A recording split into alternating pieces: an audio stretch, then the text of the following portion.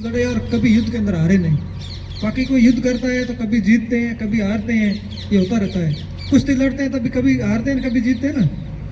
वैसे ही अपने समाज के दारा सिंह जो बाद में जिन्होंने फिल्मों में भी काम किया और रामायण जो सीरियल आया उसके अंदर उन्होंने हनुमान का रोल प्ले किया, वो एक ऐसे कुश्ती के खिलाड़ी थे, पहलवान थे, जो कभी अपनी जिंदगी में कुश्ती हारे नहीं। वैसे ही महाराजा सूरजमल दुनिया के एकमात्र ऐसे राजा थे जिन्होंने 80 युद्ध लड़े और कभी किसी युद्ध के अंदर उन्होंने हार का सामना नहीं किया।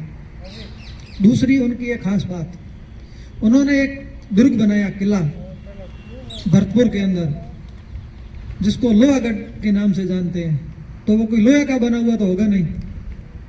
उनकी खासियत उस किले की ये है कि उस किले के चारों तरफ उन्होंने एक नहर बनाई, सुजान गंगा, वो हमेशा पानी से भरी रहती थी।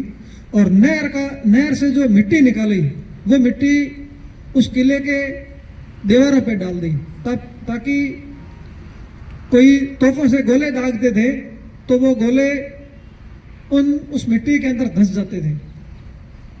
इसलिए उस किले को कभी जीत नहीं पाया, भले ही मुगल हो और भले ही अंग्रेज हो।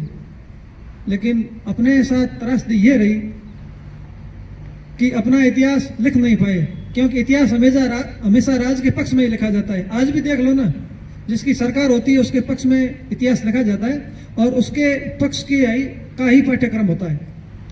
तो अपन लोगों ने इतिहास बनाया, अपन इतिहास लिख नहीं पाए, और यदि कोई लिख पाया तो उसको ज़्यादा विस्तारित रूप नहीं दे पाए।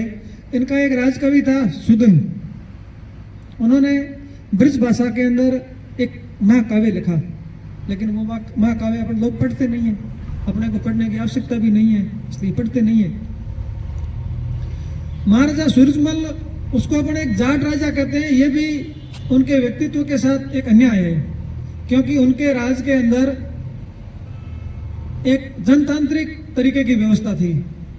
बाकी जो भी राजा हुए उनके जो मुख्य ओहदेदार होते थे, सेनापति या खजांची या किलेदार वगैरह, जो मुख्य पद थे वो अपने ही जाति के लोगों को दिया करते थे। लेकिन महाराजा सूरजमल का खजांची था वो जाटो था, किलेदार था वो चमार था।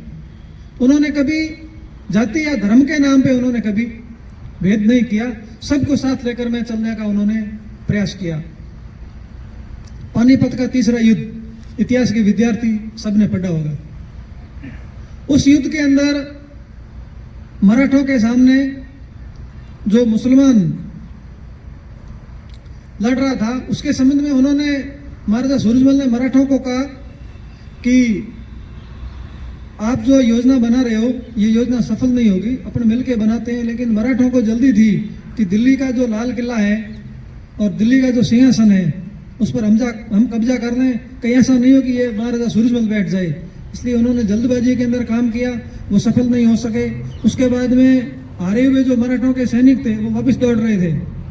तो जब ये महाराजा सूरजमल का जो राज्य था भरतपुर, उससे होकर के निकल रहे थे, तो किन्हीं लोगों ने कहा कि भाई अब ये यहाँ से भाग रहे हैं तो इनको लूटो, इनके पास जो कुछ भी है।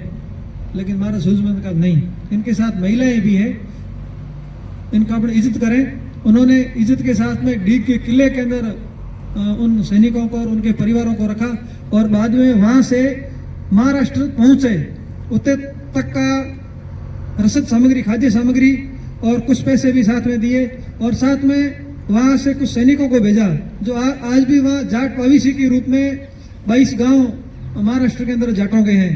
वहाँ एक कर्नल थे, वो आज से 3 साल पहले मेरे घर आए थे, या जैसलमेर का किला देखने गए थे, जैसलमेर घूमने गए थे। वापस आते वक्त उन्होंने कहा कि हम आपके वहाँ आना चाहते हैं, तो वो आए थे। वो उन्होंने ये बात सुनाई कि जाट पाविसी के नाम से 22 गांव है, और हम महाराजा सूरजमल ने हमारे पूर्वजों को, जो मराठा सैनिक थे, उनकी रक्षा के लिए भेजा कि भाई बीच में कोई ये जो दूसरे राजा है ये पे हमला नहीं कर रहे, ये तो टूटे हुए हैं, इसलिए हमें वहाँ बसाया गया। और काफ़ी अपनी गोत्र भी वहाँ है, काफ़ी अलग गोत्र भी है।